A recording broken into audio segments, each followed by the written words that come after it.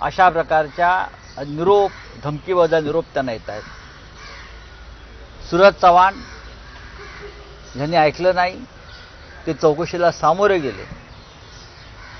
2 दिवसापूर्वी जो जनता न्यायालय आम्ही केलं आणि त्याचा जो एक इम्पॅक्ट झाला, प्रभाव पडला, त्याच्या दुसऱ्या दिवशी सुरज चव्हाण यांना अटक केली. ही राजकीय अटक आहे. मुंबई महानगरपालिकेने करोना काळात, कोविड काळामध्ये अत्यंत उत्तम काम केलं. तो काळ होता एकमेकांना मदत करण्याचा.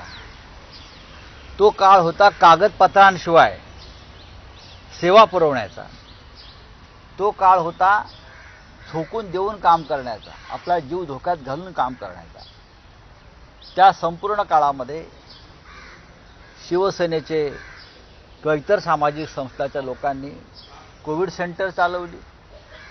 त्या काळामध्ये गोरगरिबांना, स्थलांतरित कामगारांसाठी खिचडी वाटप झालं.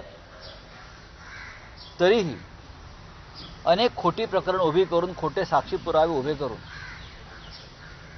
ही प्रकरणे निर्माण करून शिवसेनेला बदनाम करण्याचा प्रयत्न होतोय. आणि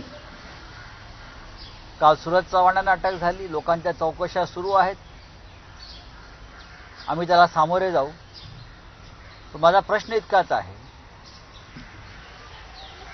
की 138 लोकांना खिचडी वाटपाचं काम दिलं होतं. 138. किती लोकांच्या चौकशा झाल्या त्या EOW आणि ईडीने समोर आणावं. किती एजन्सीच्या किती या हॉटेल्स किंवा संस्थांच्या चौकशी झाल्या,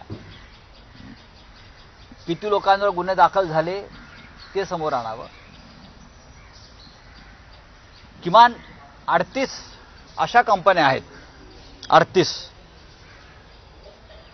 38 आकडा मी परत सांगतो. 38 अशा कंपन्या आहेत ज्याने खिचडीचं वाटप केलं नाही, पण मुंबई महानगरपालिकेकडून कोट्यावधी रुपयाची बिलं उकळली. आणि हे सगळे आणि त्यांच्या